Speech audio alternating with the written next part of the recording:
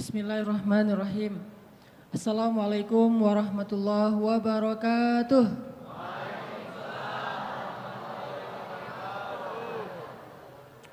Alhamdulillahirabbil alamin. Apa kabar anak-anak muda Tasik?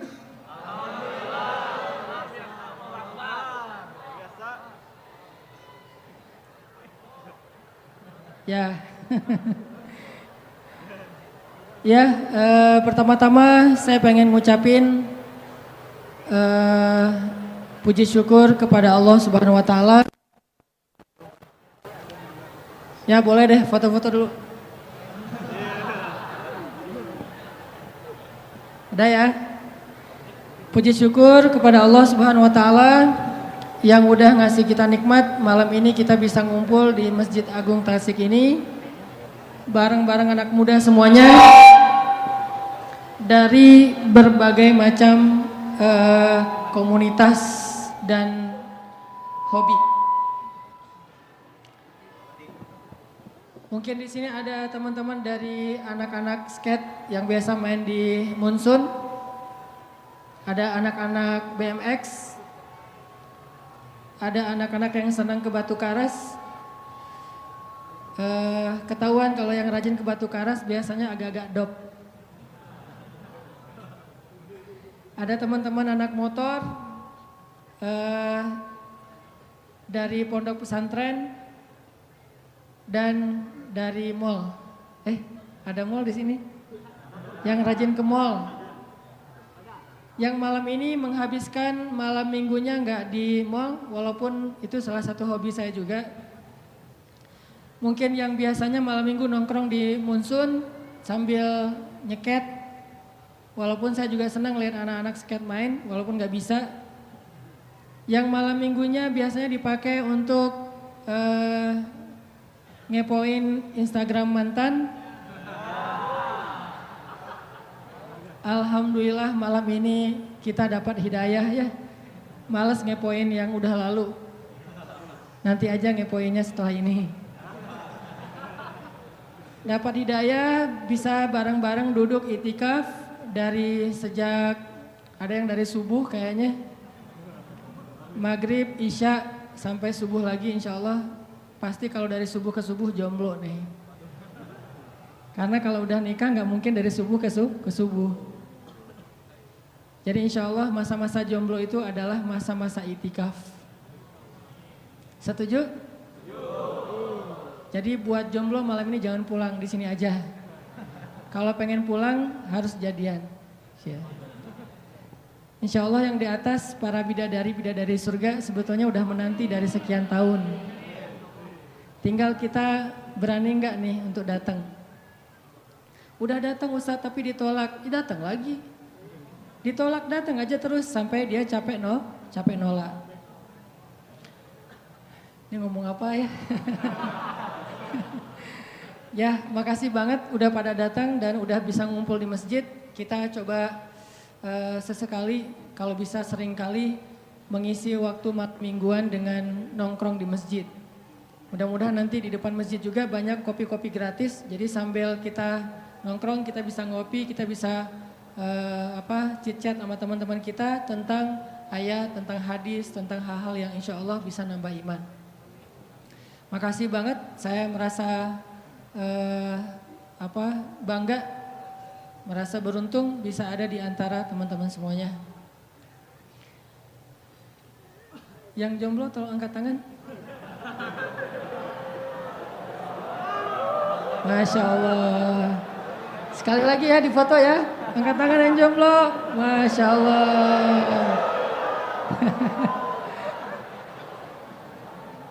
Yang udah bosan jomblo.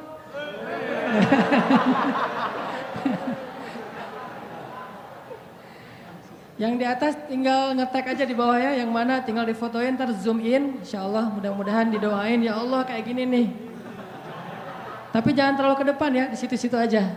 Ini insya Allah udah gak jomblo. Pamer. Teman-teman yang dirahmati Allah, malam ini saya pengen sharing beberapa kisah. Dan saya mah bukan ulama yang ilmunya dalam, jadi nggak akan bahas tentang fikih. Ada banyak kiai di Tasik yang luar biasa yang udah sering ngajarin kita tentang fikih, mana yang halal, mana yang haram dan seterusnya. Malam ini saya pengen sharing aja nih. Sharing kisah-kisah tentang orang yang dibela sama Allah. Kisah-kisah orang yang dibela sama Allah. Pernah gak dibela sama Allah? Pernah gak dibela sama mantan? Pas lagi reunian jalan nih, ketemuan sama teman-teman. Ada dia di situ. Terus ada yang iseng sama kita atau ada yang baper sama kita, dia belain. Lu nggak usah gitu, dia nggak seburuk yang lo sangka. Pernah nggak dibela sama seseorang yang kita pernah sayang? Yang ada di tikung ya. Ini yang ngebelain kita tuh bukan manusia. Dibelain sama orang tua pasti.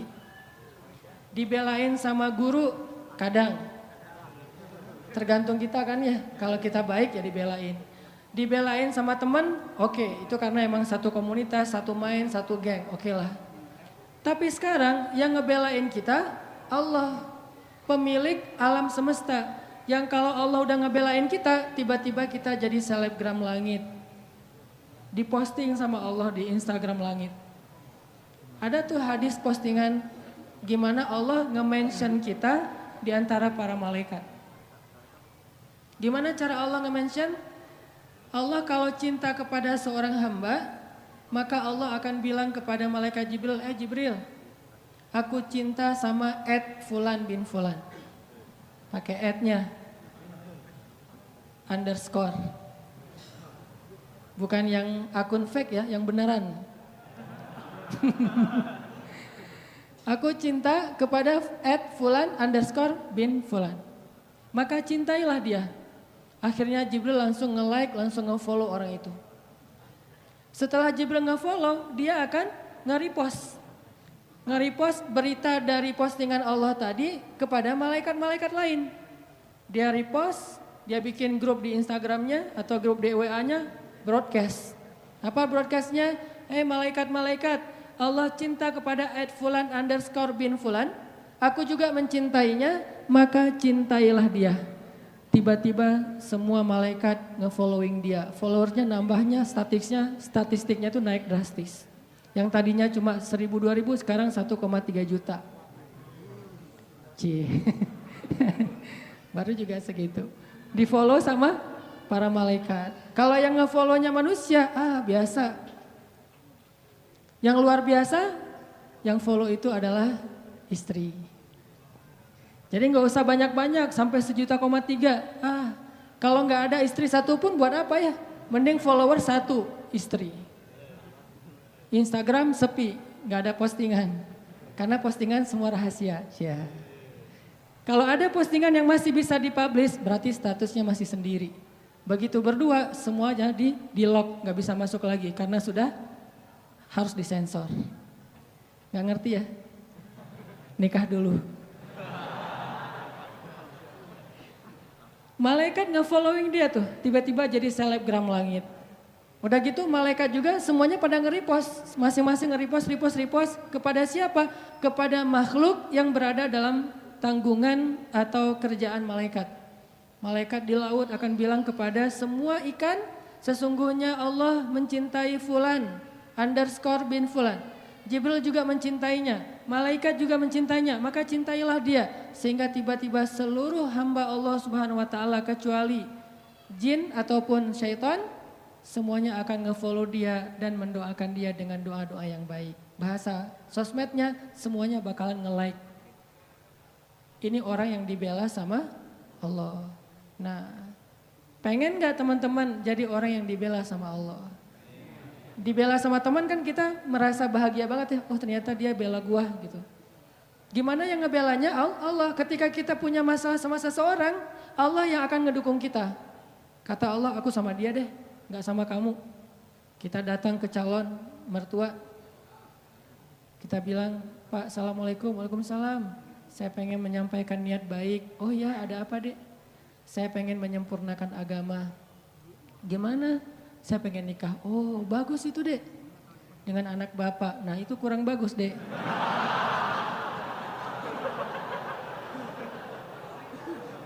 Ditolak nih mentah-mentah. Allah yang akan bela kita. Pulang, ya Allah, dia nolak saya. Engkau maha melihat, engkau maha mengetahui. Bolak-balikanlah hatinya. Malam mimpi. Mimpi mau jatuh ke dalam jurang, tiba-tiba ada tangan yang narik dia pas ngelihat wajah kita. Saya lagi senyum gitu. Masya Allah, berarti dia yang menyelamatkan saya nanti di akhirat. Pagi-pagi kepoin, mana nih anak yang kemarin datang, cari. Akhirnya calon mertua sendiri yang datang ngelamar kita, bayangin. Pernah nggak ngalamin kayak gitu? Sama, saya juga belum. Bisa nggak kayak gitu tuh? Ternyata ada orang yang kayak gitu. Allah yang menikahkan dia, bukan mertuanya. Dan mertuanya masih bingung, tapi Allah sudah mantap. Siapa yang kayak gitu? Ali dengan Fatimah. Sebelum Nabi menikahkan Ali dengan Fatimah, Allah sudah menikahkan Ali dengan Fatimah di langit. Itu kata Nabi. Wahai Ali, berbahagialah sebelum aku nikahkan engkau, sesungguhnya Allah dan Allah sudah menikahkan kamu dan Fatimah di langit. Jadi walaupun calon mertua masih bilang enggak, Allah udah bilang iya. Akhirnya enggak ada yang bisa bilang mengatakan tidak. Kun fayakun. Apa yang Allah kehendaki pasti akan terjadi. Enggak mungkin meleset. Kalau kita baca cerita gimana Ali sama Fatimah, nih sharing cerita pertama. Ali itu sebetulnya ada hati sama Fatimah. Udah lama nih dikecengin nih Fatimah. Dari sejak kecil udah bareng kan. Main bareng, petak umpet bareng. Pokoknya masak-masakan bareng. Kalau anak kecil zaman dulu kan main jadi suami istri, bapak ibu gitu ya. Naik motor-motoran berdua. Padahal adik kakak atau sepupuan. Fatimah sama Ali itu sepupuan. Dari kecil juga Ali udah ngecengin Fatimah. Cuman kan Ali orang yang terhormat. Setelah dia balik, Fatimah udah balik, udah gak mau lagi ngeliat-liat. Kalau waktu kecil biasalah anak kecil juga main, Fatimah, Ali gitu. Akhirnya pas udah usia remaja, Ali mulai makin yakin, makin tertarik sama Fatimah. Cuman gak pede. Siapalah saya, kata Ali. Cuman anak orang miskin yang numpang tinggal di rumah Fatimah. Kan Ali dari kecil tinggalnya di rumah Fatimah, di rumah Khadijah. Sedangkan Khadijah orang kaya, soalnya Abu Thalib itu miskin, anaknya banyak. Saking banyaknya gak sanggup ngurus, yang paling kecil dikasih kepada Rasul dan Khadijah disuruh rawat. Siapalah saya, kata Ali. Saya cuma numpang di rumah Fatimah, gak selevel lah. Jadi saya gak mau berandai-andai, walaupun hati gak bisa bohong kan. Pengen sih tapi gak berani difikirkan. Saya nggak berani berandai-andai. Kata teman-teman yang segeng sama Ali tuh, yang suka main sama Ali, udah Ali coba dulu, siapa tahu berhasil. Kan kalau kita belum coba belum tahu. Udahlah nggak usah bahas yang kayak gitu lagi, jadi baper. Kalau bahasa kita mah ya.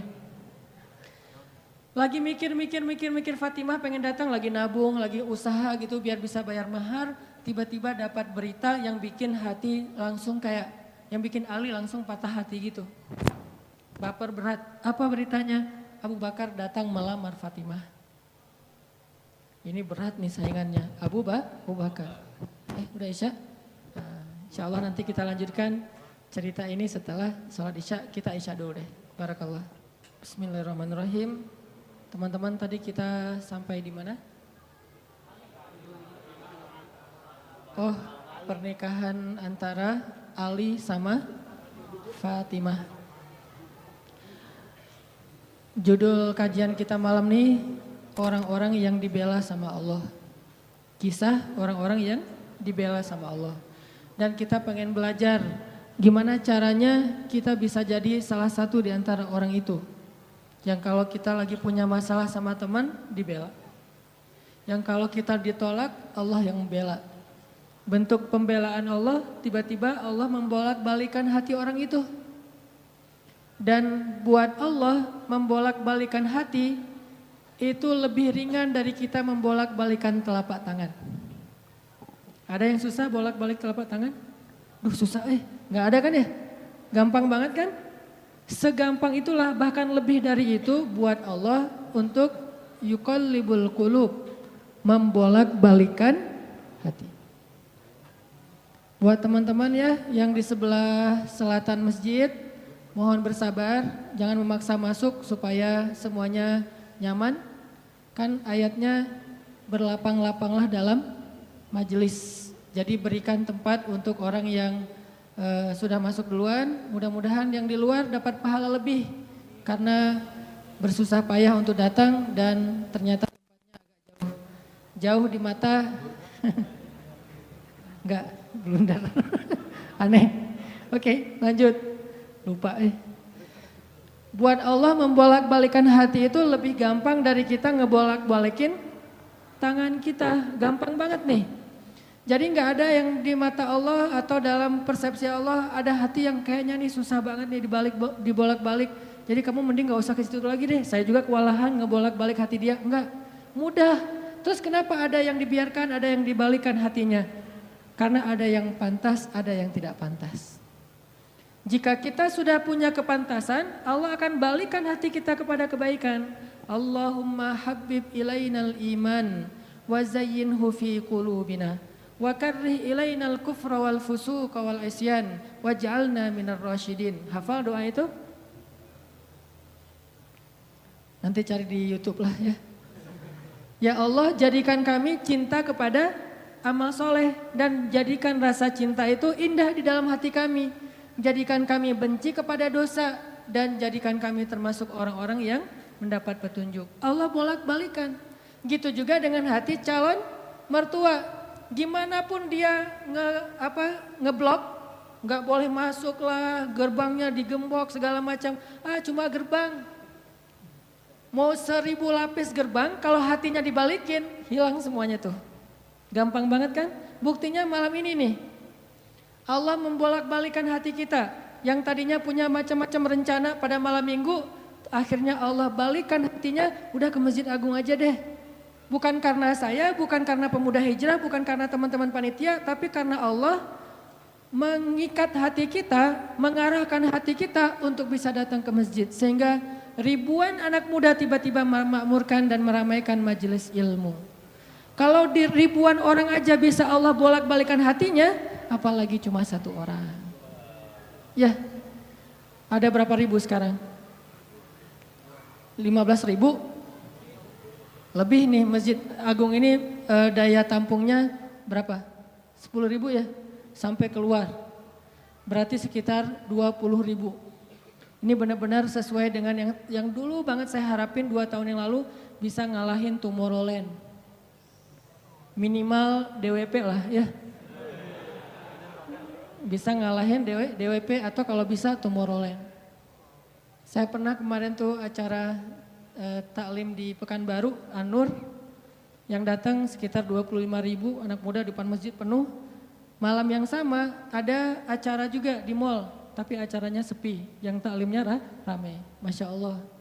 Habis itu baru ke mall. Tetap aja sama-sama ramai. Intinya teman-teman mudah buat Allah. Sama kayak Allah membolak-balikan hati Nabi Muhammad. Mertuanya Ali bin Abi Thalib. Padahal udah yang datang itu kurang keren apa coba? Abu Bakar. Secara fisik terkenal Abu Bakar itu orangnya putih. Nggak terlalu gemuk, jadi badannya tuh bagus. Terus orangnya dermawan, akhlaknya paling mulia dan gak pernah syirik sejak zaman jahiliyah. Di antara sahabat Nabi yang gak pernah melakukan dosa syirik sejak zaman jahiliyah, Ali dan Abu Bakar. Malah Abu Bakar tuh waktu kecil pernah diajak sama ayahnya untuk nyembah patung. Begitu ayahnya selesai ibadah nyembah patung pergi, itu patung diludahin sama Abu Bakar. Dilemparin kotoran sama Abu Bakar. Apa sih lo patung doang masa disembahin? Kalau lo bisa balas gua, coba lo balas, dilemparin. Ternyata gak balas. Dari kecil juga Abu Bakar itu udah gak pernah syirik. Orang yang sangat terjaga hanif. Dan julukannya juga sama dengan julukan Nabi Ibrahim, Siddiq. Wadhkur fil kitab Ibrahim innahu kana siddiqan nabiyya. Ibrahim Siddiq, Abu Bakar Siddiq, sama nih. Bahkan Nabi sering membandingkan Abu Bakar sama Ibrahim. Engkau wahai Abu Bakar seperti Ibrahim. Engkau wahai Umar seperti Musa. Ya iyalah Umar ya. Musa kan gak sengaja noel orang langsung meninggal kan ya. Melihat Bani Israel agak ramai gitu lagi mau gelut sama orang Kipti. Karena Musa kasihan kepada Bani Israel yang lemah, akhirnya dia cuma Cuma ditakol dikit lah si orang Kipti ini teh. Cuma apaan sih lo? Meninggal. Belum diginiin baru gini doang coba. Jadi kalau dulu ada ultimate fight kayaknya Musa tuh juara bertahan tuh. Nah kalau di zaman Nabi orang kayak Musa, Umar. Jawara, Quraisy. Kalau ada yang macam-macam sama Umar, lo berani sama gue. Nih lo lihat nih. Gak ada yang berani sama Umar. Kalau lo pengen istri lo jadi janda, anak lo jadi yatim, lo tunggu gue di belakang gedung itu. Gedung, bukit. Gak ada gedung dulu teh. Gak ada yang berani nungguin Umar. Lancar aja tuh hijrahnya. Artinya Abu Bakar tuh sering dibandingkan kayak Ibrahim. Terus dengan Nabi akrab banget tuh Abu Bakar. Jadi kayak soulmate-an berdua tuh. Belum dapat risalah Islam juga, Nabi itu kalau jalan sama Abu Bakar jalan yuk kemana, ngopi kalau bahasa kita teh, ngopi sama Abu Bakar berdua. Dari zaman sebelum Islam juga Nabi itu dalam tanda petik udah sering ngopinya sama Abu Bakar. Coba enak gak nolak teman ngopi kita? Agak susah kan dia ngajak kemana, gak enak kan nolaknya, yaudah gue datang gitu. Ali ngerasa, wah nih yang datang nih saingan berat nih. Pernah bersaing dengan orang kayak gini? Pernah, cuman sering kalah. Gak ada saingan juga masih ditolak ya, apalagi ada saingan. Nah itu mah saya banget bukan teman-teman, udah biasa ditolak. Pada akhirnya diterima juga. Karena saya gak mau menyerah. Datang Abu Bakar, mau ngelamar Fatimah.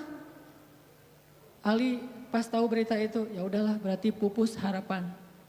Hashtagnya berhenti aja. Udah gak bisa ngapa-ngapain. Tidak lama kemudian setelah Abu Bakar lama di rumah Nabi terus pulang, Ali merhatiin wajah Abu Bakar nih, wajah diterima atau wajah ditolak nih. Ternyata dapat kabar Abu Bakar ditolak sama Nabi. Yes, kata Ali. Abu Bakar ditolak sama Nabi. Cuman sisi lain, Ali makin gak pede. Kalau Abu Bakar aja ditolak, siapa saya? Bahkan lebih ditolak lagi. Jangan-jangan belum sampai di pintu juga, udah Ali pulang aja deh. Abu Bakar aja ditolak. Yang kurang apa coba? Akhlak luar biasa, agama terbaik, bahkan umat Islam paling baik imannya tuh dan amal solehnya Abu Bakar. Gak ada tandingan lah. Mau ngelihat surganya di akhirat. Orang kaya di dunia dan kaya di akhirat tuh Abu Bakar tuh. Ada orang yang di dunia miskin, di akhirat kaya. Di akhirat miskin, di dunia kaya. Kalau Abu Bakar, dunia akhirat kaya. Surganya Abu Bakar tuh dikelilingin sama Jibril. Jadi Jibril lagi pengen ngukur surganya Abu Bakar. Terbang setahun. Udah setahun terbang itu baru di pinggirnya surga Abu Bakar. Belum sampai ke tengah. Padahal Jibril itu kecepatannya lebih tinggi daripada kecepatan cahaya. Bayangin udah setahun perjalanan cahaya baru di pinggir surganya Abu Bakar. Belum juga masuk, belum sampai ke alun-alunnya surga Abu Bakar. Baru juga perbatasan coba. Kurang apa Abu Bakar? Ditolak sama Nabi. Duh, makin gak pede, kata Ali. Cuma gak pakai, bukan orang Sunda soalnya. Gak lama kemudian datang lagi. Cowok keren, jawara Mekah, Umar datang. Assalamualaikum. Suaranya agak-agak gitulah. Walaupun susah nirunya, cempreng soalnya. Assalamualaikum, waalaikumsalam kata Nabi datang. Pas diintip sama Ali, tanya-tanya ke teman-temannya, ada berita apa nih trending topik. Ternyata trending topik di Twitter, Umar melamar Fatimah. Wah rame lagi viral di mana-mana. Makin, aduh saingannya berat-berat gini gak ada yang di bawah saya gitu yang datang. Biar saya agak-agak pede gitu. Ternyata Umar pulang juga ditolak lagi sama Nabi. Ali yes tapi tuh gimana ya kalau Umar aja ditolak yang paling kuat bisa menjaga Fatimah banget kan. Kalau ada apa-apa Fatimah tenang aja ada gua. Naik motor berdua sama Umar gitu kan zaman kita mah ya. Sengaja gak bawa jas hujan. Kalau udah hujan buka baju kasih ke ceweknya. Gak pakai baju memotoran. Cowok banget lah itu mah ya. Pulang-pulang sampai ke rumah minum antangin. Umar tuh jawarannya. Nabi kan pasti tenang banget ngasih anak ke orang kayak Umar. Keluar dia singa, di dalam dia kucing Anggora. Maksudnya apa? Dia tuh gak pernah kasar sama istrinya. Walaupun dia keras kepada musuhnya. Kalau dimarahin istrinya, diem aja. Udah selesai dimarahin, udah. Ya udah pergi. Nyari teman. Mau curhat habis dimarahin istri. Pergi ke rumah Nabi. Pas di depan rumah Nabi kedengaran dari dalam, Nabi juga lagi dimarahin istrinya. Nabi juga diam aja. Ini teladan orang-orang soleh. Jadi yang keren tuh bukan yang gampang marahin istri, tapi yang gampang dimarahin istri. Setuju yang di atas? Cowok keren itu bukan yang gampang marahin istri, tapi yang gampang dimarahin istri. Bah, ya mah. Di dalam rumah tuh, ya mah. Di luar, apa lo? Tuh cowok keren tuh. Pas Nabi keluar, ada Umar. Ya Rasulullah, Umar gak mau ngebahas, gak mau komen lah. Daripada komentar di blog kan, diam aja deh gitu.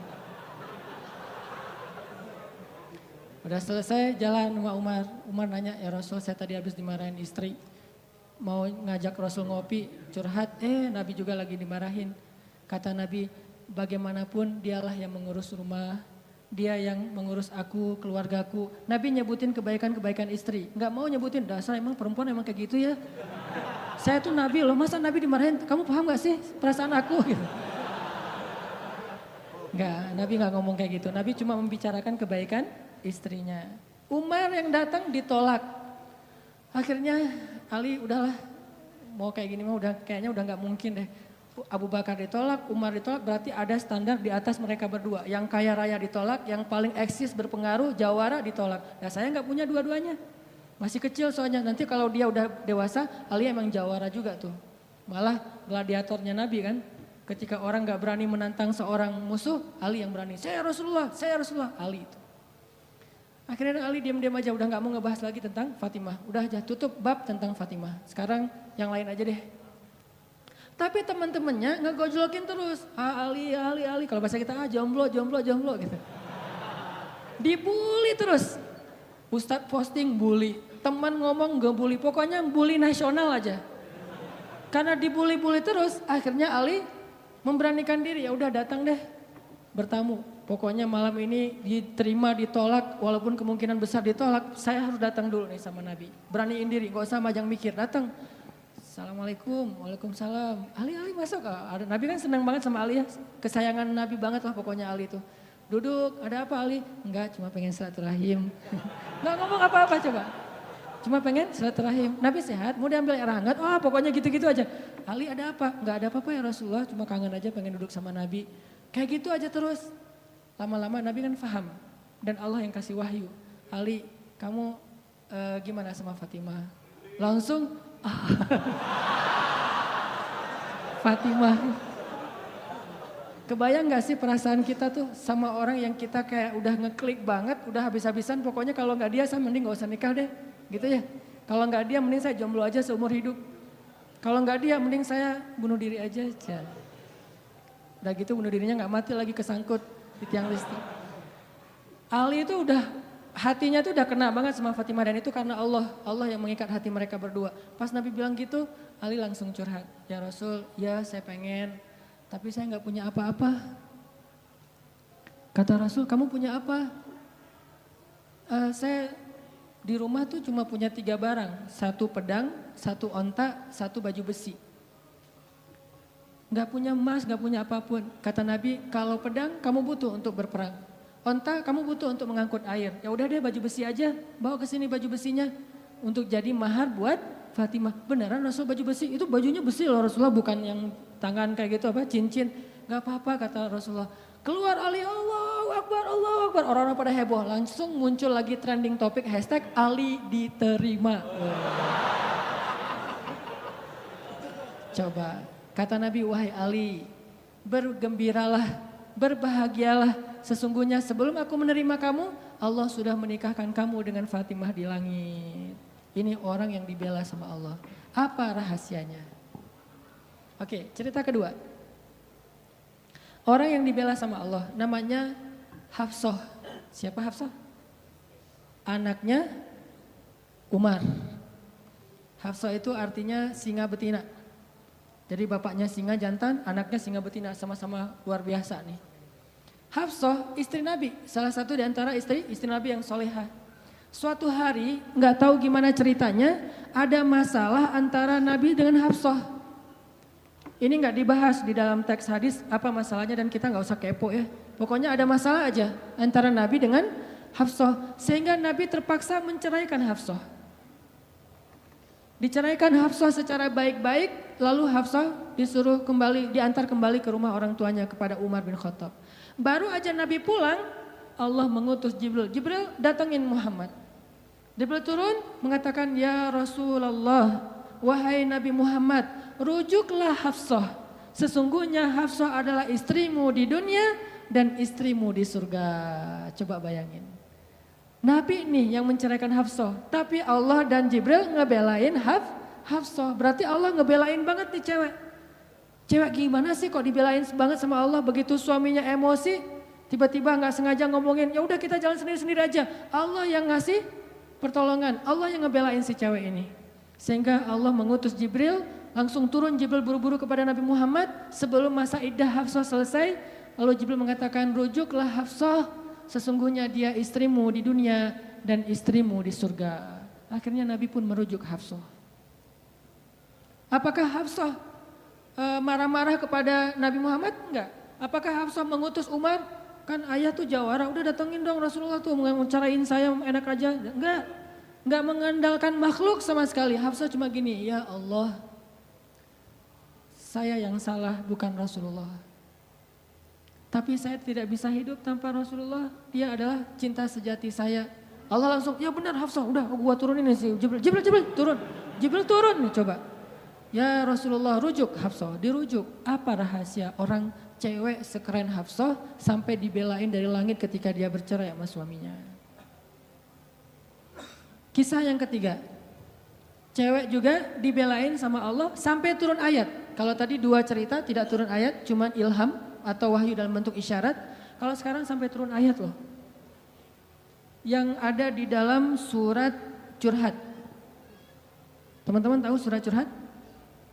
Surat Al-Mujadalah. Kan terjemahan dari Mujadalah curhat kan ya? Jadi kalau kita pengen lihat curhat itu juga ada di dalam Al-Quran. Bahkan jadi nama surat Curhat. Al-Mujadalah atau Al-Mujadilah.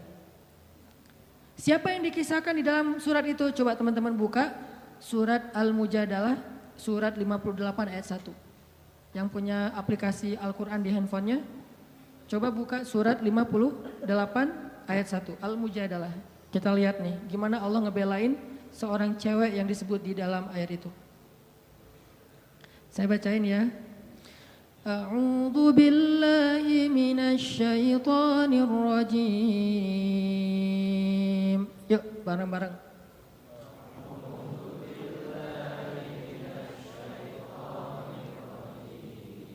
Bismillahirrahmanirrahim.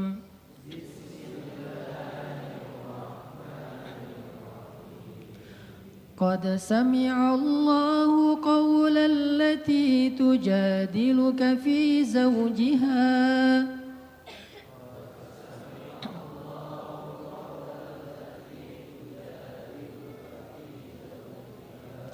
وتشتكي إلى الله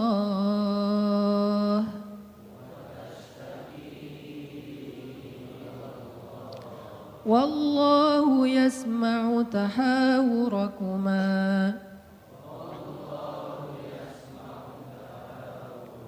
إن الله سميع بصير.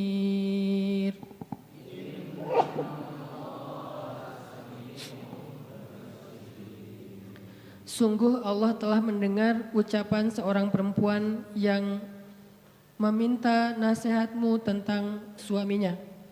Dan dia curhat kepada Allah. Dan Allah mendengar percakapan kalian berdua. Sesungguhnya Allah maha mendengar, lagi maha melihat. Siapa cewek ini? Namanya Khawlah bintu Tha'labah. Namanya Khawlah, catat tuh. Biar kita kalau ngegosip, gosipnya tentang sahabat. Siapa istri Nabi ini gosip ya? Tapi gosip yang benar. Siapa istri Nabi yang pintar masak? Jarang dengar kan? Istri Nabi yang pintar masak namanya Zainab. Ummu Salamah. Istri Nabi yang pintar masak namanya Ummu Salamah. Kalau di zaman kita mah jadi Ummu Salamah Cake, punya brand. Pokoknya kalau Ummu Salamah udah masak, Nabi itu senang banget. Masakan kesukaan Nabi itu dimasakin sama Ummu Salamah.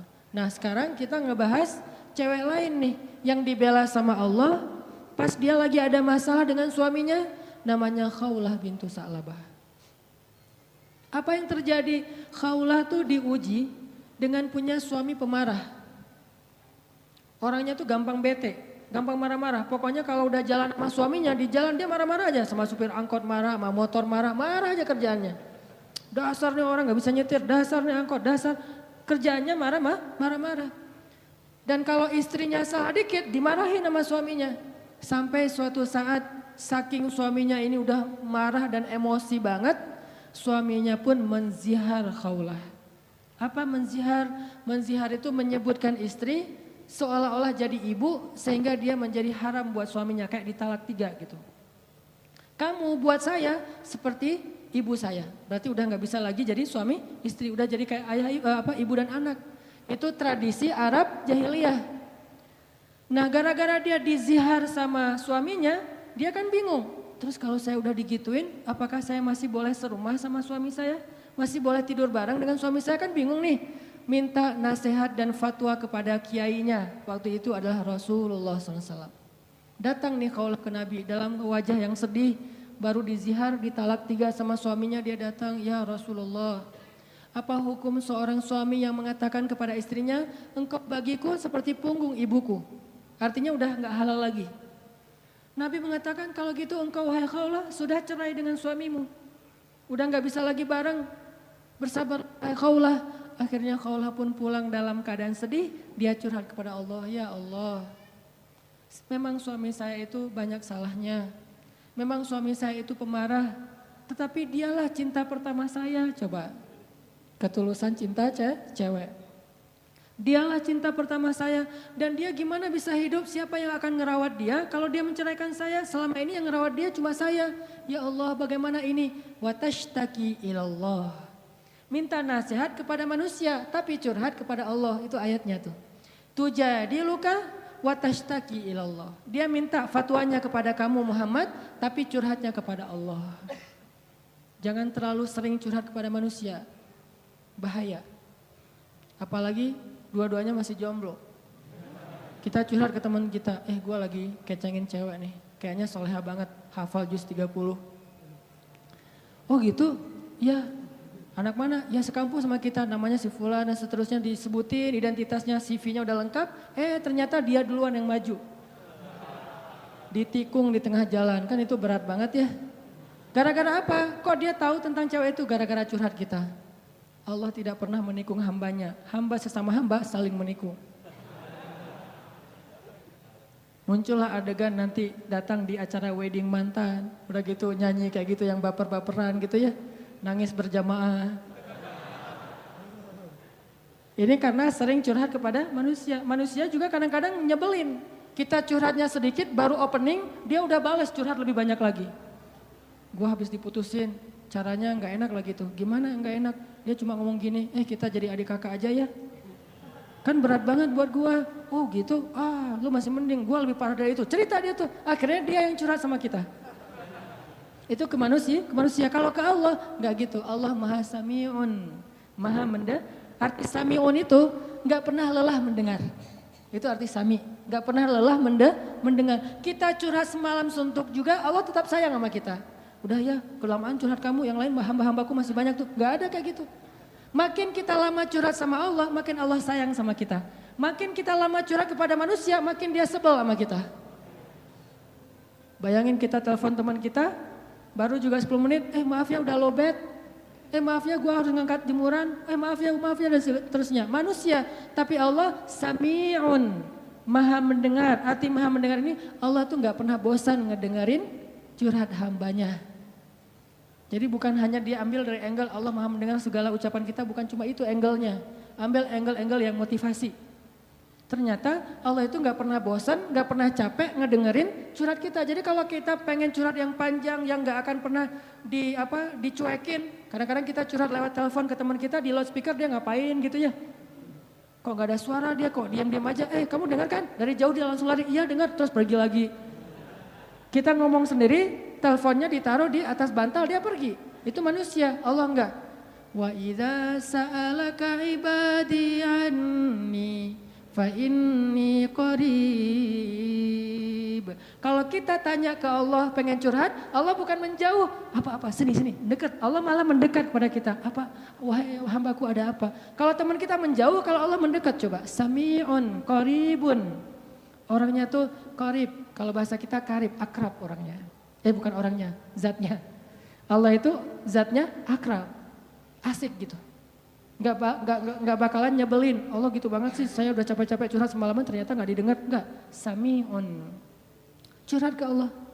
Begitu Khawlah curhat ke Allah, akhirnya Allah turunkan ayat ini. Sesungguhnya Allah sudah mendengar dan melihat percakapan kalian berdua. Maka sesungguhnya zihar itu perbuatan dosa. Maka tetapi bisa untuk dianulir. Gimana menganulir zihar? Nanti dijelasin di ayat-ayat berikutnya. Allah marahin suaminya, Allah menasehati Rasulullah sehingga akhirnya Rasulullah memanggil kembali Khawlah, Khawlah kesini dong. Datang Khawlah, ada apa ya Rasulullah? Allah telah mendengar percakapan kita wahai Khawlah. Allah mendengar percakapan Rasul dengan Khawlah dan disebutin percakapannya sehingga kemudian Allah mengatakan sesungguhnya perbuatan zihar itu adalah dosa besar. Dimarahin tuh suaminya sama Allah. Allah sendiri yang marahin suaminya. Gimana kok ada cewek yang dibela banget sama Allah sampai suaminya dimarahin Allah ketika menyakiti dia. Ini seseorang yang luar biasa, sesuatu banget nih. Bisa nggak kita jadi cewek-cewek yang seperti Khawlah di zaman now? Ya. Bisa nggak tuh? Dibelain sama Allah. Begitu kita ada masalah sama teman kita, dia menghina kita, mencela kita, Allah yang ngebelain kita. Mungkin gak akan turun wahyu lagi karena wahyu sudah terputus sejak Rasulullah wafat. Tapi Allah punya banyak cara membela hambanya, bukan cuma dengan wahyu. Apa rahasia Khawlah jadi orang sekeren ini? Sehingga ketika suatu hari Umar bin Khattab udah jadi presiden kedua, Amirul Mukminin julukannya. Umar pernah lagi kayak belusukan, lagi jarambah gitu, masuk ke gang-gang. Tiba-tiba ketemu Khawlah. Dan waktu itu Khawlah udah jadi nenek-nenek, udah agak senior nih. Lihat Umar lewat diberhentiin sama Khawlah. Tunggu dulu. Bayangin presiden diberhentiin sama nenek-nenek. Ini presiden luar biasa ya. Mobilnya dengan segala pas pampresnya diberhentiin sama dan pakai pas pampres karena banyak yang pengen bunuh Umar kan. Akhirnya terpaksa pakai pengawal. Diberhentiin sama Khawlah. Tunggu dulu, berhenti. Umar turun dari ontanya. Kemudian Khawlah mengatakan, "Ya Umar," coba digini-giniin nama Khawlah. Nenek-nenek giniin presiden. Ya Umar, dulu itu kamu itu cuma anak kecil ingusan yang kami panggil Umair. Umar itu artinya Umar kecil. Kayak Sam jadi Semi, anak kecil jadi. Umar jadi Umair, pakai Y. Mungkin orang barat juga nyontohnya dari bahasa Arab. Pakai Y jadi kecil. Ataki, kalau jadi Y, Ataki kecil. Umar, Umair. Umar, dulu tuh kamu cuma anak ingusan yang kami panggil Umair. Artinya lo mah junior, saya yang senior. Itu maksudnya. Terus tiba-tiba Allah memberi kamu tubuh yang gagah, kekuatan yang luar biasa sehingga kami memanggil kamu dengan Umar. Lalu Allah memberikan kamu hidayah sehingga kami memanggil kamu Al-Faruq. Lalu Allah memberikan kepada kamu amanah sehingga menjadi pemimpin sehingga kami memanggil kamu Amirul Mukminin. Ketahuilah wahai Umar, sesungguhnya kamu bukan siapa-siapa tanpa Allah Subhanahu wa taala. Dinasihatin nih presiden sama nenek ini. Pengawalnya presiden agak tersinggung. Udah ya nenek, minggir, presiden mau lewat gitu. Kata Umar, biarkan dia wahai pengawal. Kalian tahu gak siapa dia? Emangnya siapa? Pengawalnya kayaknya nih anak-anak baru hijrah gitu, belum kenal gitu. Gak tahu siapa Khawlah. Jadi bukan orang-orang yang udah Islam dari awal. Gak tahu cerita Khawlah. Kalian tahu gak siapa dia? Siapa ya Amirul Mukminin? Dialah orang yang karenanya turun surat Al-Mujadalah atau Al-Mujadilah. Allah saja ngebela dia dari langit. Siapa kalian yang pengen mengusir dia? Akhirnya semuanya pada cium tangan Khawlah. Kalau dalam bahasa kita mah. Akhirnya baru Umar, ya udah ada lagi nek. Gak ada, udah pergi aja. Ya udah pergi. Coba. Siapa orang yang seperti Khawlah dibela sama Allah, diistimewakan sama Allah, sampai akhirnya orang-orang sekelas Umar pun gak berani macam-macam sama Khawlah. Apa rahasianya? Ini khawlah. Cerita yang lain, orang yang dibela sama Allah Subhanahu wa taala itu Aisyah, istri Nabi SAW, yang dijuluki dengan dua panggilan Aisyah. Yang satu panggilannya Humaira. Apa arti Humaira? Kalau lagi malu wajahnya merah. Pernah ngeliat cewek wajahnya merah? Pakai gitu ya. Kalau Aisyah itu bukan karena dia make upan, memang wajahnya merah kalau lagi malu. Kalau Nabi muji-muji Aisyah, malu merah. Malu pakai ngomong. Itu mah saya. Aisyah Humaira, wajahnya kemerah-merahan. Saking putihnya Aisyah, Abu Bakar itu kan orangnya putih, makanya anaknya juga kenapa dipanggil Abu Bakar?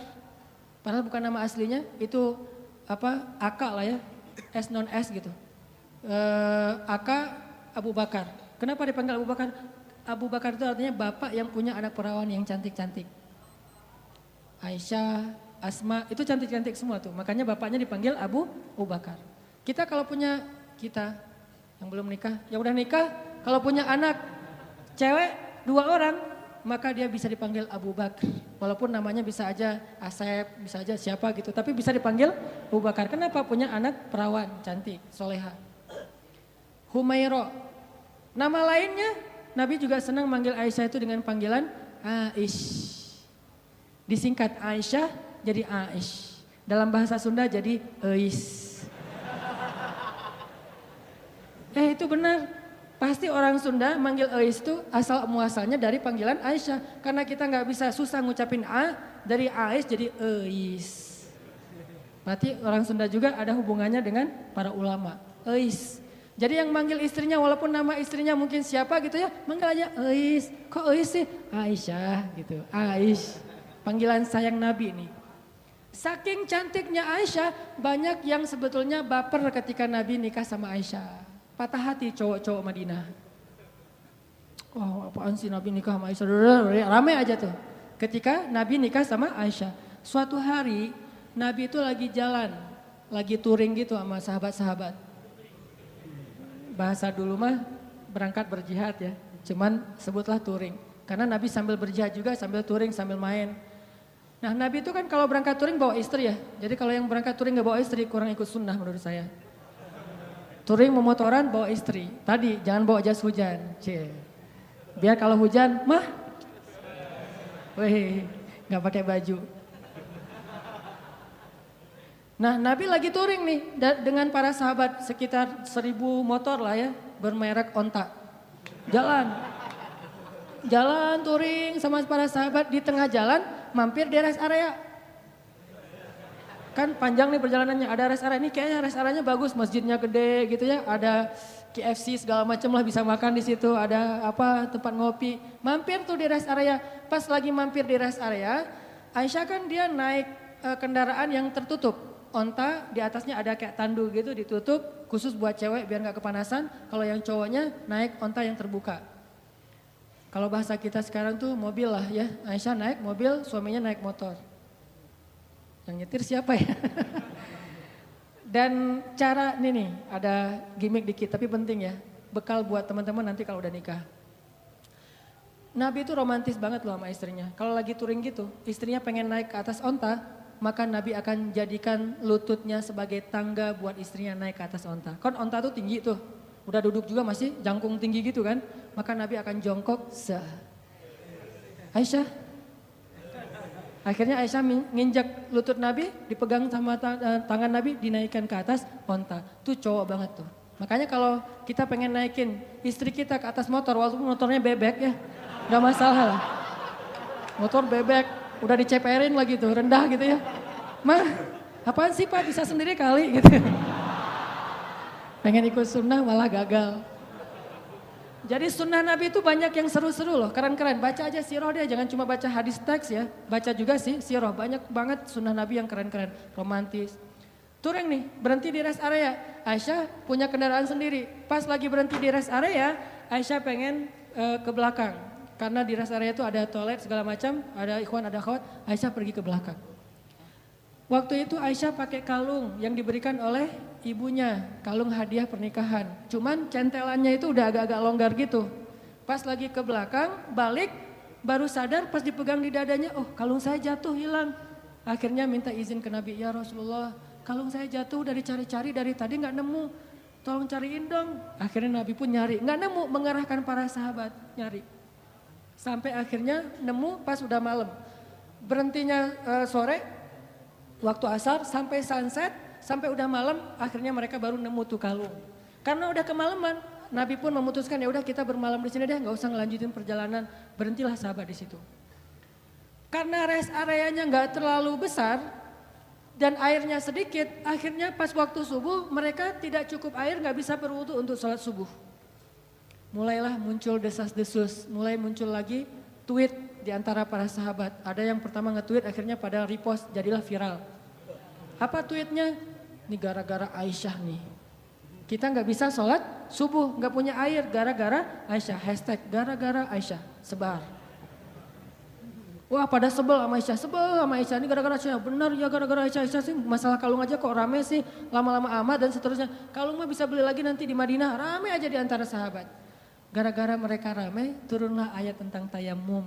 Itulah cerita di balik ayat tayamum di surat Al-Maidah. Kalau kalian nggak menemukan air, maka berwudulah dengan cara tayamum dengan debu-debu yang bersih. Diajarin sama Allah tekniknya, tutorial tayamum. Itu jelas tutorialnya di satu ayat. Setelah ayat itu turun, sahabat-sahabat mulai tweet yang baru.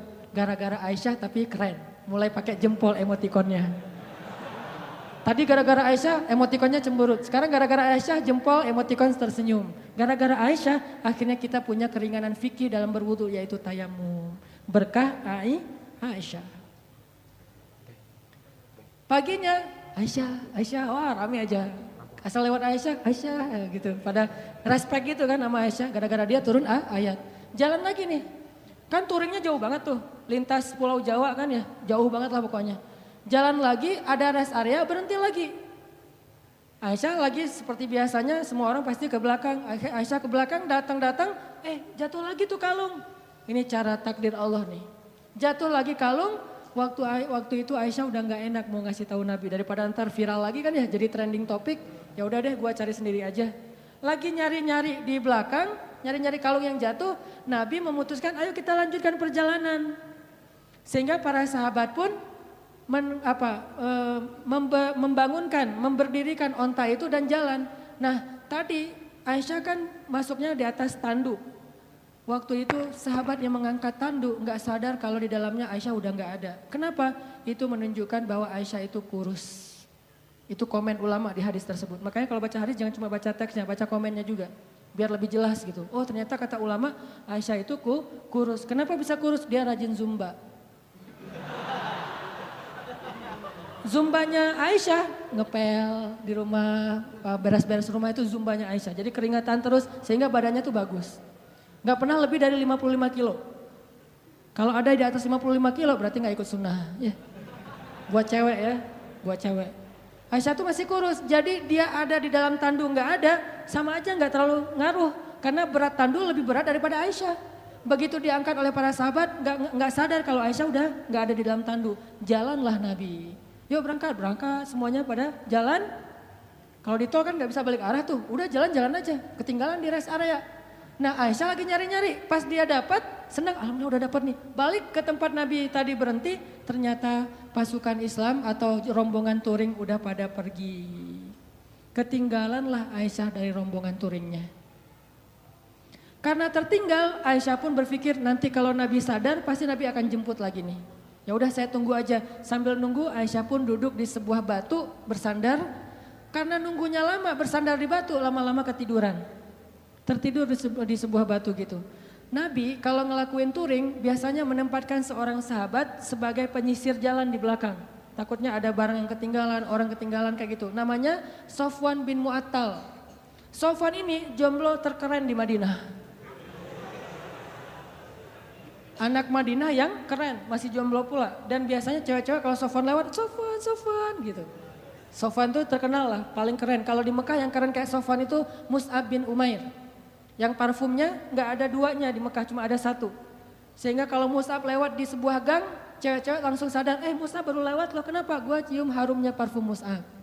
Kalau Mus'ab nyuci pakaiannya, maka orang berlomba-lomba pengen ngambil pakaian itu untuk cuci bareng dengan pakaian dia supaya parfumnya pindah. Saking kerennya parfum, memang parfum gimana? Harga 100 milinya, 100 mili itu yang kecil, 20 juta.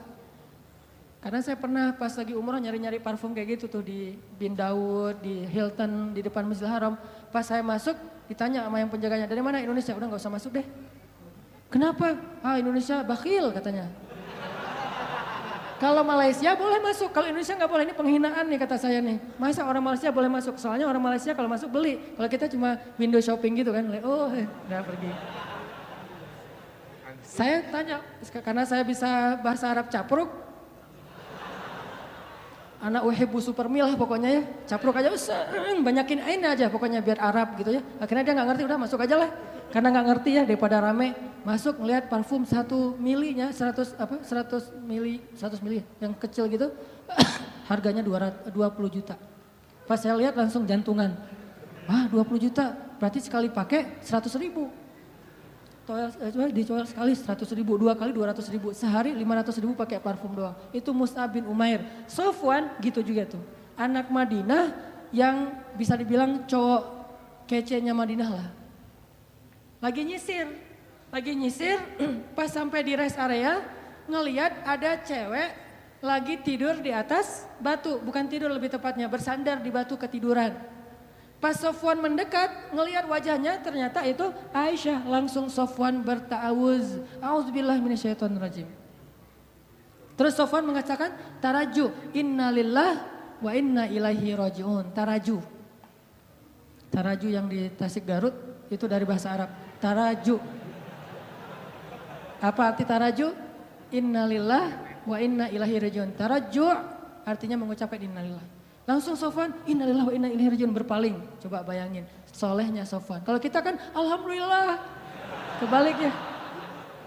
Kalau Sofwan, innalillah. Nih cowok keren tuh kayak gitu tuh, innalillah. Kalau Maryam, ngelihat Jibril kan, Maryam pernah lagi sendirian tuh di mihrab, lagi berzikir. Tiba-tiba datang cowok keren namanya Gabriel. Jibril itu kan kalau turun ke bumi berwujud basyaron sawiyya, laki-laki yang sempurna. Pas Maryam ngelihat cowok keren gitu, apa kata Maryam? A'udzubillah. Bukan Masya Allah, bukan. A'udzubillah. Jadi cewek-cewek nih, kalau ngelihat postingan ada cowok yang keren, a'udzubillah. Yang mana ya tadi? A'udzubillah aja, jangan dilihat. Yang cowok-cowoknya ada yang cewek keren, innalillah wa inna ilaihi raji'un. Jadi kalau cewek-cewek nanti di luar dengerin ada yang tarajo, berarti ada yang keren tuh. Mana. Innalillah wa inna ilaihi raji'un. Karena ucapan taraju'nya keras, akhirnya Aisyah kaget dan bangun. Pas Aisyah bangun langsung Aisyah nunduk gitu karena malu kepada Sofwan. Sofwan gak banyak nanya, Aisyah ngapain sendiri di sini, lagi nungguin saya ya? Enggak. Nih solehnya sahabat ya, biar kita bisa ngebandingin sama kita. Enggak nanya Aisyah lagi ngapain di sini, Aisyah kenapa duduk di situ, Aisyah enggak. Begitu udah selesai tarajuh, Aisyah bangun, Sofwan langsung mengambil ontanya, didudukkan di dekat Aisyah, terus Sofwan menjauh. Menjauh dan membelakangi. Untuk apa?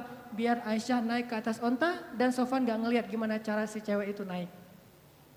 Kalau udah nikah romantis banget. Kalau belum nikah terjaga banget. Tuh benar-benar orang-orang yang luar biasa. Belum nikah dia menjauh. Gua gak pengen lihat gimana cara Aisyah naik di atas motor, kan naiknya cewek di atas motor apalagi boncengan pas pulang sekolah kan agak sesuatu ya. Bahaya kan? Nah Sofwan gak mau ngelihat itu. Cara cewek naik, walaupun Aisyah itu sangat terjaga auratnya, tapi masih Sofwan menjaga hatinya. Gak mau lihat ngelihat ke sana, tapi di sebelah sana ada cermin, jadi bisa tembus ke belakang. Gak ngelihat. Kalau di mall kan suka gitu ya, buang muka gitu ke arah cermin, biasa bisa ngelihat dari sebelah sana. Bukan pengalaman ya. Pernah. Nah, akhirnya Sofwan menjauh, membelakangi Aisyah. Dalam durasi kira-kira si cewek ini udah selesai naik ke atas unta. Begitu udah selesai, Sofwan datang ngambil tali kekang unta dan ditarik. Untanya berdiri jalan. Sofwan jalan kaki di depan, Aisyah naik di atas unta. Itu cara paling bagus boncengan. Jadi jangan dibonceng gitu. Apalagi ini ojek-ojek online ya. Kalau yang ordernya cewek, Neng, naik Neng. Kita mah gak usah naik ke atas motor, di samping aja dorongin motor. Kenapa Mang kok gitu caranya? Sofwan.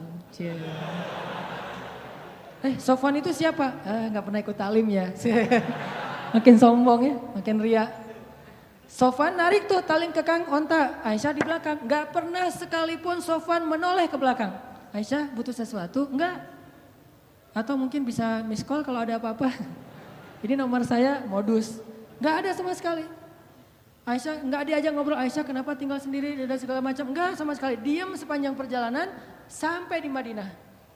Nabi sampai di Madinah gak sadar kalau Aisyahnya ketinggalan. Karena Nabi gak langsung pulang. Biasanya nyambut tamu dulu, ada urusan negara lah. Nah, lama baru dari belakang Aisyah dengan Sofwan muncul. Di Madinah waktu itu kebenaran orang-orang Yahudi lagi nongkrong di gerbang. Karena salah satu hobi orang Yahudi itu nongkrong di jalan. Senang banget nongkrong di jalan tuh. Nongkrong gitu-gitu ya di jalan. Nah pas lagi orang Yahudi nongkrong di jalan, tiba-tiba dari kejauhan datanglah Aisyah dengan Sofwan berdua. Tapi satu di atas onta, satu lagi narik tali kekang onta. Orang Yahudi tadi lagi nongkrong nih, lagi ngobrol. Datanglah Aisyah sama Sofwan, begitu mereka ngelihat Sofwan dan Aisyah, langsung sepi. Diam semua orang Yahudi, diam aja. Diam, tuh ada yang lewat. Diam, pas sudah lewat, gue bener ngelihatnya tadi gak bermimpi nih. Enggak, gue juga ngeliat yang sama. Bener kan Aisyah, bener. Mulai gosip muncul. Judulnya masih aman nih, Aisyah dan Sofwan pulang berdua. Judul standar lah ya, mainstream. Judulnya Aisyah dan Sofwan pulang berdua, benar nggak? Benar, tapi orang persepsinya apa? Selingkuh kan? Ada affair nih antara Aisyah dengan Sofwan. Judulnya nggak bisa dihujat. Saya tuntut kamu pencemaran nama baik, nggak bisa. Orang judulnya benar. Aisyah dan Sofwan pulang berdua. Atau nanti dikembangin lagi. Aisyah dan Sofwan ada apa? Tanda tanya. Bisa aja kayak gitu. Ada apa dengan AADA gitu. Ada apa dengan Aisyah. Nah gara-gara orang Yahudi nyebarin tweet, hashtag, postingan kayak gini, mulai viral di antara kaum muslimin. Ada apa dengan Aisyah? Aisyah selingkuh, Aisyah dan Sofwan ada sesuatu. Ramelah fitnah di antara kaum muslimin tentang Sofwan dan Aisyah. Sampai akhirnya fitnah ini terdengar kepada Rasul. Nabi juga sempat hampir ragu sama Aisyah. Saking semua orang ngebicarain itu. Lo udah dengar berita belum? Apa? Aisyah sama Sofwan ternyata kemarin pulang berdua ada sesuatu tuh. Oh gitu? Kan suka gurih ya omongan-omongan kayak gini nih. Bisa ditambah-tambahin, pecinnya ditambahin, jadilah pecinnya banyak. Makin banyak pecin, makin sedap. Makin susah untuk berhenti kan? Nah gitulah gosip. Akhirnya viral, jadi trending topik di Madinah, Aisyah dan Sofwan ada affair. Sampai ada seorang sahabat, kalau gak salah namanya Abu Ayyub, pulang ke rumah. Nanya ke istrinya, Mah udah dengar berita yang lagi trending topik belum? Udah Pak, Mama juga baru buka Instagram, kata istrinya. Mama punya Instagram kok Bapak gak di follow? Bahaya. Aisyah sama Sofwan katanya di fitnah ada sesuatu. Gimana menurut Mama? Kata Abu Ayyub. Nih jawaban istrinya nih jadi panduan buat kita kalau dengar gosip. Apa kata istrinya? Ya Abu Ayyub, gimana pendapat engkau jika ada mengatakan engkau selingkuh dengan seorang perempuan? Kata Abu Ayyub, ya gak mungkin lah. Papa mau selingkuh, kan udah cukup dengan Mama. Mama kan segalanya buat Papa, udah gak ada lagi, gak akan terbuka lagi lah hati Papa buat cewek yang lain mah. Udah gitu-gitu. Benar Pak, benar. Sesungguhnya Sofwan itu lebih soleh daripada Papa. Kalau Papa gak mungkin selingkuh, maka Sofwan juga gak mungkin. Oh gitu, ya deh. Ditanya lagi sama istri Abu Ayyub, Pak, ya Abu Ayyub, gimana menurut engkau jika ada yang mengatakan Mama selingkuh? Kata Abu Ayyub, nauzubillah gak mungkin. Papa percaya banget sama Mama. Mama itu kan cewek yang paling setia, yang menjaga diri dan segala macam. Kata istrinya, sesungguhnya Aisyah lebih soleha daripada Mama. Kalau Mama aja gak mungkin selingkuh, apalagi Aisyah. Coba, gampang kan menyelesaikan masalah kayak gini? Ada isu, sesungguhnya dia lebih soleh daripada kita. Kalau kita aja gak mungkin, pasti dia lebih gak mungkin lagi. Begitu caranya, husnuzon. Tapi di luar, berita itu tetap berkembang. Sampai akhirnya Nabi datang ke rumah Aisyah, bertanya kepada Aisyah, ya Aisyah, pasti kamu sudah mendengar berita tentang ini. Gimana menurut kamu wahai Aisyah? Kata Aisyah, kalau saya bilang berita itu bohong, mungkin Nabi nggak percaya sama saya. Padahal itu bohong. Kalau saya bilang itu benar, tapi Allah Maha tahu bahwa itu tidak benar. Maka saya tidak akan membela diri. Wallahul musta'an. Saya akan curhat hanya kepada Allah saja. Allah yang Maha menolong. Masuk ke kamar, Aisyah kecewa gitu sama Nabi. Karena Nabi dianggap nggak ngebelain Aisyah. Nabi juga bingung, benar nggak, emang kayak gitu. Saking parahnya berita ini. Nabi juga bingung nih, hampir aja Nabi menceraikan Aisyah. Saking luar biasanya fitnah. Nggak lama kemudian Nabi dalam keadaan sedang sedih, rasa perasaannya itu lagi kacau banget. Turun surat An-Nur ngebelain Aisyah. Sesungguhnya orang-orang yang menyebarkan berita bohong itu adalah bagian dari umat Islam sendiri. Ternyata yang menyebarkan itu bukan orang Yahudi. Orang Yahudi cuma munculin tweet pertama orang Yahudi, tapi yang bikin dia viral orang Islam. Mungkin postingan pertama bukan dari orang Islam, dari luar. Sengaja pengen bikin masalah. Yang bikin itu jadi fitnah, kita sendiri nge-repost sembarangan. Mungkin gak ada masalah sebetulnya, kita aja yang membentur-benturkan. Sesungguhnya yang membawa berita bohong itu adalah orang Islam sendiri. Maka katakan kepada mereka, jika kalian tidak bertobat sesungguhnya itu zalim yang paling besar. Janganlah kalian meringankan ucapan kalian, meremehkan, sesungguhnya di sisi Allah itu dosa besar, dan seterusnya. Satu halaman penuh ayat turun untuk ngebelain Aisyah. Bayangin, satu halaman di surat An-Nur. Khusus tentang Aisyah. Akhirnya Nabi pas dapat ayat ini ngumpulin para sahabat, ayo ngumpul. Nabi pun membacakan ayat itu, para sahabat bertakbir, Allahu Akbar. Ternyata sudah turun tabayyun dari langit, bukan dari bumi. Klarifikasinya yang membersihkan nama baik Aisyah dan Sofwan, Allah Subhanahu wa taala, langsung dari Allah. Sehingga akhirnya Nabi pun datang ke rumah Aisyah, nyari, ya Abu Bakar, sudah turun ayat. Mana Aisyah? Aisyah disuruh keluar oleh Abu Bakar. Ketika Aisyah udah keluar, Rasulullah mengatakan, ya Aisyah, berbahagialah, Allah sudah turunkan ayat yang membela kamu, bahwa sesungguhnya itu semuanya berita bohong. Aisyah pun masuk lagi ke kamar dalam keadaan ngambek. Abu Bakar masuk ke dalam, Aisyah kenapa masih ngambek sama Rasulullah? Udah ucapin terima kasih sama Nabi. Kata Aisyah, enak aja, ngapain saya minta terima kasih ke Rasulullah, kan yang bela saya Allah. Udah biarin aja orang itu, kata Aisyah. Coba, apakah Rasulullah marah? Enggak. Kata Abu Bakar, ya Rasulullah, Aisyah lagi ngambek, gak mau ketemu. Ya udah gak apa-apa, memang Aisyah pantas untuk melakukannya. Nabi pun pergi. Biarkan Aisyah menyelesaikan, merecovery dulu perasaannya. Selang beberapa hari Nabi datang lagi, udah normal lagi. Orang dibela sama Allah sampai turun ayat satu halaman, kok bisa kayak gitu? Apa rahasianya? Terakhir, satu lagi kisah gimana Allah ngebelain hamba yang Allah cintai, yaitu sekelompok sahabat miskin. Kalau dalam bahasa orang Arab disebut aradhil qaum atau sufaha. Wa idza qila lahum aminu kama amanan nas qalu anu'minu kama amanas sufaha. Sufaha. Apa itu sufaha? Orang miskin, orang biasa, budak, orang yang tidak punya pengaruh di kota Mekah. Nabi lagi nongkrong nih sama orang miskin. Di antaranya ada Bilal, ada Khabbab. Tahu Khabbab? Khabbab itu sahabat Nabi yang dibakar hidup-hidup sambil dijadikan kayak kambing guling gitu. Kayak kebab.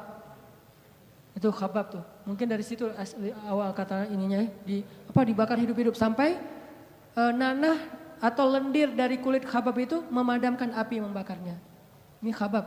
Ketika dia udah di masa Umar suruh Khabbab untuk buka baju dan Umar mengatakan, saya belum pernah ngelihat ada orang yang tatonya lebih banyak daripada Khabbab. Tatoan. Tato bekas apa? Bekas dibakar. Kalau kita kan tatonya dibentuk, ini tatonya gara-gara beriman. Jadi kalau ada yang tatoan, sesungguhnya Khabbab lebih keren lagi tatonya. Kenapa ditato? Gara-gara dibakar hidup-hidup sampai seluruh tubuhnya ada bekas bakar. Rusak tubuhnya. Bilal, Khabbab, Ammar bin Yasir, Suhaib bin Amr Ar-Rumi. Beberapa orang sahabat yang miskin. Lagi duduk sama Nabi, lagi nongkrong gitu. Nabi lagi ngajarin ilmu. Lewatlah orang-orang kaya. Ada Suhel, ada Abu Jahal, ada bapaknya Khalid, Walid Al-Mughirah. Orang-orang kaya nih, orang-orang terpandang. Lewat pakai Alphard. Lewat aja. Lagi nongkrong, lewat Alphard. Alphard yang Wildfire yang baru. Berhenti nih, turun orang-orang dari Alphard itu naik kuda onta yang paling mahal. Kenapa saya bilang Alphard? Karena emang harga ontanya seharga Alphard. Kalau kita tahu onta merah, itu harga satu ontanya paling murah 2 miliar. Lebih mahal dari Alphard ya, Ferrari lah atau Porsche. Mobilnya, mobil yang kelas udah keren banget. Turun nih mereka dari onta-onta merah yang mahal-mahal, yang gaya-gaya gitu turun. Ngelihat Nabi lagi nongkrong sama sahabat-sahabat miskin. Mereka mengatakan, ya Muhammad, gimana kami akan beriman kalau setelah beriman nanti kami disuruh duduk bareng dengan orang-orang kayak mereka. Gak bakalan, gak level kata mereka. Terus apa mau kalian? Kalau kamu pengen kami beriman, coba kamu pisahkan tongkrongan kamu dengan kami, dengan kamu dengan mereka. Pokoknya kami gak mau nongkrong bareng sama mereka. Bisa gak? Kata Nabi, bisa. Asal mereka mau duduk mendengarkan ceramah Nabi, nasihat, dakwah. Akhirnya mereka pun duduk, Nabi mengatakan ke sahabat-sahabat yang miskin, kalian boleh minggir dulu enggak ke pojok sana, saya pengen ngobrol dulu sama mereka, gitu coba. Apakah Nabi mengusir atau menghina mereka? Enggak, Nabi hanya berpikir ini kesempatan penting nih. Orang-orang yang berpengaruh mau dengar dakwah Nabi, kapan lagi nih? Nah Nabi ngomong baik-baik, boleh enggak kalian duduk sebelah sana? Mereka pun mengatakan, iya ya Rasulullah, tapi mereka sedih. Digituin sama Nabi, walaupun Nabi nggak punya niat untuk nyakitin mereka, tapi mereka sedih. Ya udah dah kita mah apa atuh gitu ya. Nah, mojok, pas lagi mojok gitu turun ayat.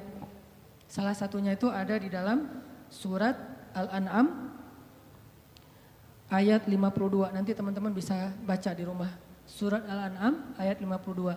Janganlah kamu mengusir orang-orang yang menyembah Allah, yang solih, yang taat kepada Allah hanya gara-gara ingin mengambil hati orang-orang yang sombong. Setelah ayat ini turun, Nabi langsung meninggalkan kelompok orang-orang yang sombong dan balik ke mereka. Nabi minta maaf kepada mereka, datanglah ke sini. Terus Nabi membuka sorbannya, menggelarkan sehingga mereka duduk di atas sorban Nabi SAW. Ini salah satu ayat yang Nabi ditegur selain Abasa, At-Tahrim, Al-Ahzab, Al-Anfal. Kan Nabi banyak ayat yang beliau ditegur ya. Bukan karena melakukan kesalahan, kekeliruan. Bedain antara keliru sama salah. Nabi tidak pernah melakukan kesalahan. Tidak pernah berbuat dosa. Tapi keliru, wajar manusia. Karena keliru itulah kita belajar. Kalau kita keliru jangan sombong untuk mau memperbaiki. Nabi juga mencontohkan kayak gitu. Nabi pernah sholat, lupa. Harusnya 4 rakaat jadi 2 rakaat. Dan sahabat ikut aja kan. Udah selesai 2 rakaat, salam. Sahabat bingung, akhirnya salam juga. Udah selesai salam, sahabat nanya, Rasul tadi kita sholat model baru ya, kalau bahasa kita. Emang kenapa? 2 rakaat loh Rasul. Masa sih? Benar. Yang lain ditanya, benar Rasul 2 rakaat. Ya udah langsung bangun lagi, lanjutin 2 rakaat. Sehingga jadi contoh fikih buat kita kalau lupa tinggal dilanjutin. Gak ada sahabat yang ngomong katanya Nabi tapi sholat gak khusyuk. Gak ada yang ngomong kayak gitu. Kalau kita kan suka suuzon gitu sama ustadz, sama ulama ya. Katanya ustadz ngajarin khusyuk, tapi dia sendiri sholatnya gak khusyuk. Wajar, manusiawi banget kayak gitu. Karena salahnya ulama justru jadi pelajaran. Benarnya kita gak jadi apa-apa. Ulama salah masih dapat pelajaran, kita benar gak dapat apa-apa. Saya pernah sholat Jeddah, sholat asar. Imamnya syekh gitu, janggotan, bahasa Arab. Dari sana emang semua bahasa Arab. Ngimamin sholat asar. Ternyata lupa tahiyat. Pas udah selesai rakaat kedua, enggak tahiyat langsung berdiri. Harusnya kan duduk tahiyat dulu, ini langsung berdiri, dari sujud langsung berdiri. Akhirnya makmumnya bingung nih, terjadilah perbedaan pendapat di antara makmum. Ada mazhab yang tetap duduk, ada yang mazhab yang ikut berdiri. Bingung kita, kamu berdiri, gua duduk aja deh, gitu. Dalam sholat jadi pada bingung. Akhirnya pada ada yang subhanallah, digitu-gituin. Imamnya anteng nggak duduk, berdiri tetap. Akhirnya yang duduk juga jadi karena imamnya kekeh nggak mau duduk, akhirnya mereka berdiri.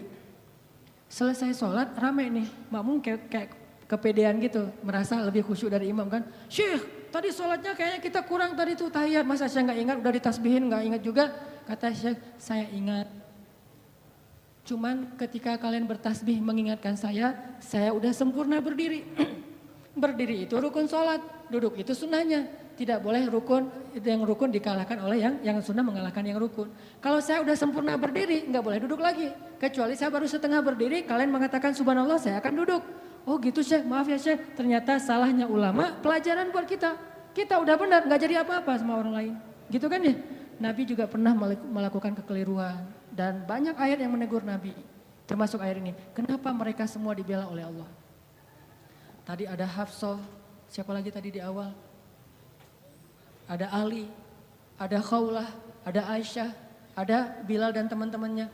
Apa rahasianya mereka dibela sama Allah Subhanahu wa taala? Rahasianya satu, teman-teman. Coba teman-teman buka surat Fussilat, surat 41 ayat 30. Itulah rahasianya. Surat Fussilat, surat 41 ayat 30. Nih, kita baca ya dikit lagi. Surat Fussilat, surat 41 ayat 30. Bismillahirrahmanirrahim. Mangga.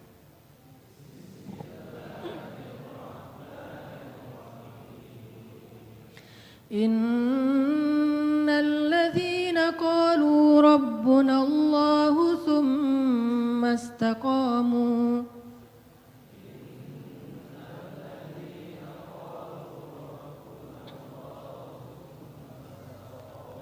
تتنزل عليهم الملائكة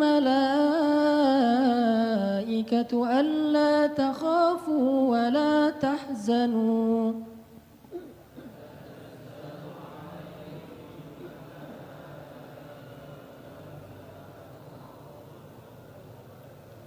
وأبشروا بالجنة التي كنتم توعدون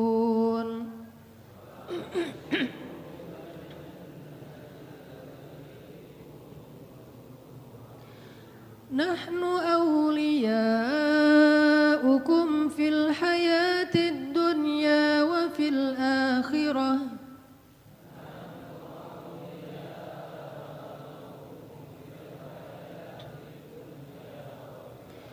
ولكم فيها ما تشتهي أنفسكم ولكم فيها ما تدعون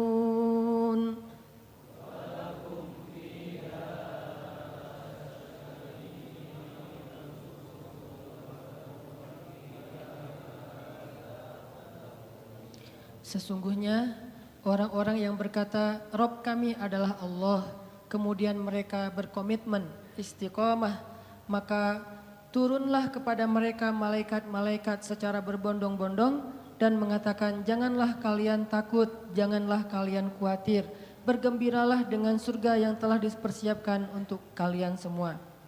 Kami adalah pelindung-pelindung bagi kalian dalam kehidupan dunia dan dalam kehidupan akhirat. Di sana di dalam surga ada hal-hal yang kalian sukai dan di sana juga ada apapun yang kalian minta. Ini rahasianya. Istiqomah. Arti istiqomah, satu komitmen, dua konsisten. Sehingga kata Allah, tatanazzalu alaihimul malaikah. Sebagaimana Jibril turun untuk ngebelain Hafsah. Tatanazzalu alaihimul malaikah. Sebagaimana Jibril turun membawa wahyu untuk Aisyah. 2 kali, 1 ayat tayamum, 2 ayat untuk membela fitnah terhadap Aisyah. Tatanazzalu alaihimul malaikah. Nahnu awliyaukum. Kami yang akan ngebelain kalian, yang akan ngelindungin kalian. Siapa kami? Allah Subhanahu wa taala yang kemudian menyuruh para malaikat untuk ikut serta membela dan melindungi orang-orang yang Allah bela. Siapa mereka? Orang yang istiqomah. Makanya terus aja on the track, jangan sampai kita melenceng. Kalau terlanjur melenceng langsung balik lagi. Melenceng langsung balik lagi, cara baliknya dengan taubah dan istighfar, hijrah. Kalau kita istiqomah, nanti suatu saat setelah istiqomah kita diakui oleh Allah, disahkan, Allah udah ridho, oh ternyata benar kamu istiqomah, maka Allah Subhanahu wa taala yang akan membela kita, bukan manusia. Allah sendiri yang bakal ngebelain kita. Mudah-mudahan kisah-kisah tadi bisa jadi booster buat hati kita agar lebih istiqomah, lebih komitmen dengan agama Allah. Jangan kecewain Allah, maka Allah gak bakalan ngecewain kita. Jangan tinggalkan Allah, maka Allah gak bakalan ninggalin kita. Jangan cuekin Allah, maka Allah juga gak akan nyuekin kita. Aku tergantung prasangka hambaku kepadaku. Barakallahu li walakum. Wassalamualaikum warahmatullahi wabarakatuh.